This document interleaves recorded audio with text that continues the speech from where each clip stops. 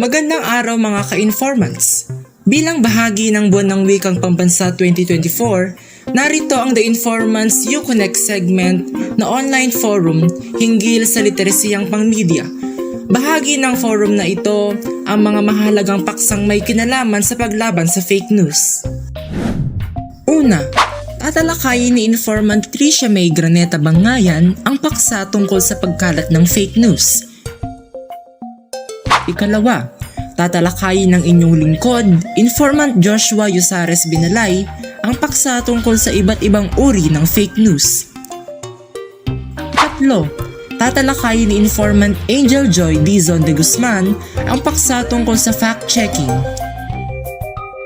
Ikaapat, tatalakayin ni Informant Charnel Romero Mamuri ang paksa tungkol sa fact-checker. Ikalima at panghuli, tatalakayin ni Informant Maria Caril Bayawa Manandig ang paksa tungkol sa cyberbullying and online etiquette.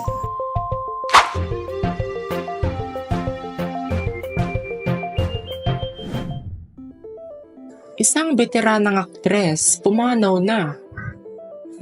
Fishy. Uy, nandyan pala kayo. Tignan nyo to.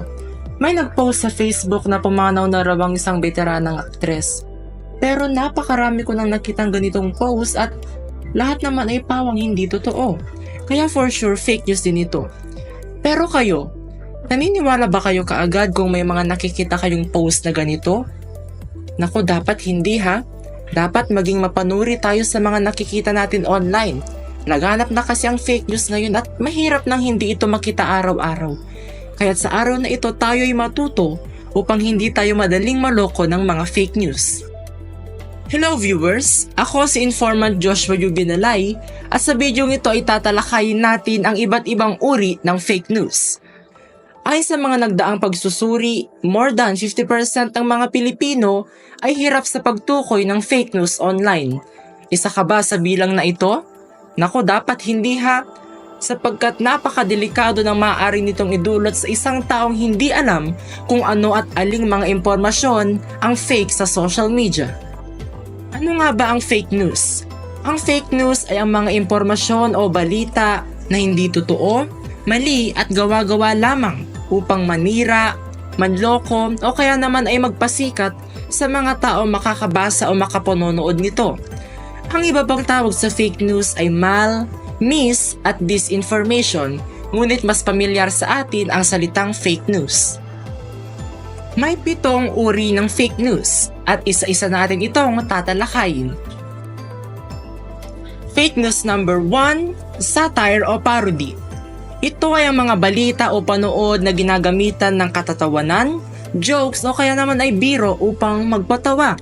Ngunit minsan ay ginagamit din ng satire upang patamaan, bigyang kritisismo o batikusin ng isang tao o panlipunang issue. Tulad ng scene na ito sa isang episode ng comedy show na Going Bulilit.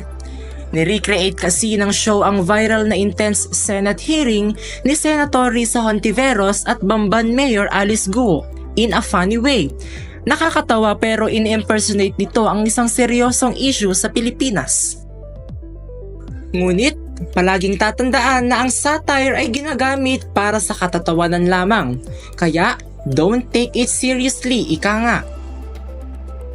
Fake news number 2, false connection. Iba at walang kinalaman ang mismong content sa headline at thumbnail nito. Kadalasan itong ginagamit sa mga YouTube videos upang mang-engganyo ng mga manonood at upang dumami lamang ang kanilang views. Halimbawa ay ang YouTube video na ito. Sabi sa headline na ito raw ay full movie ng pelikulang Titanic. Siyempre kung wala tayong Netflix account ay sa mga ganitong videos tayo umaasang makapanood ng full movies for free. Pero kapag kinilik mo na ang video, teka, parang hindi naman ito ang moving Titanic. Ang ending, naloko at napaniwala ka ng thumbnail at headline. Tuloy na engganyo kang i-click ito. Ang tawag dito ay clickbait at laganap ang ganitong uri ng fake news sa mga videos, links at websites. Fake news number 3, false context. Ito yung tama naman ang impormasyong ipinapakita ngunit ginamit sa maling konteksto. Example ay ang shared post na ito na nag-aalok ang DSWD ng financial assistance sa mga college students. Tama at totoo naman ang impormasyon. Kaso nga lang, shinare ito noong August 23, 2023. Pero ang original post ay noong August 23, 2022 pa pala. Tama, pero mali ang pinanggamitang konteksto. Fake news number 4, misleading content. Ito naman ay yung ginagawa ng ibang kwento sa ibang anggulo ang isang totoong impormasyon upang mapasama ang isang tao o kaya naman ay upang manloko o magdulot ng kalituhan sa mga makakakita nito. Halimbawa ay ang YouTube videong ito noong 2021 na sinasabing nabuntis na raw ni Nash Aguas ang kanyang girlfriend na si Mika de la Cruz. Ipinakita pa sa video ang Instagram post ni Nash ng picture nila ni Mika na may comment niya ng "Imbitado po kayo sa binyag ng aking anak." Pero, ayun, ito naman pala ang complete na comment ni Nash sa kanyang IG post at si Mika naman pala ang tinutukoy niyang anak. Hindi naman pala ito buntis. Samantala matapos mag-react si Nash sa videong ito ay dinilit na sa YouTube ang video. Fake news number 5, imposter content. Ito naman ay ang panggagaya sa mga sikat na tao, brands, companies o kaya FB pages upang manloko at mapaniwala ang mga tao na ito ay legit. Halimbawa ay ang FB post ng page na Tarlac City Forum noong August 13 na kung saan makikita sa video ang isang kaguluhan na sinasabing naganap sa Barangay Central sa Tarlac City at hindi raw ito inaksyonan ng mayor ng syudad na sa mga panahong iyon raw ay nasa bakasyon. Ngunit sa post ng Tarlac City Information Office noong August 17, peke pala ang FB page at hindi totoo ang post nito. Ginaya lamang ang FB page mula sa original na Tarlac Forum upang manlinlang ng tao. Fake news number 6, manipulated content. Ito naman yung mga totoong litrato o salita na inedit upang sumikat at manloko ng mga tao. Tulad na lamang ng kumalat na picture na ito ni Bini member Joanna at Enhypen member Jay. Sinasabing childhood friends daw ang dalawa na pinatunayan pa gamit ang litratong ito. Sana all, di ba? Pero wait, fake ang litratong ito.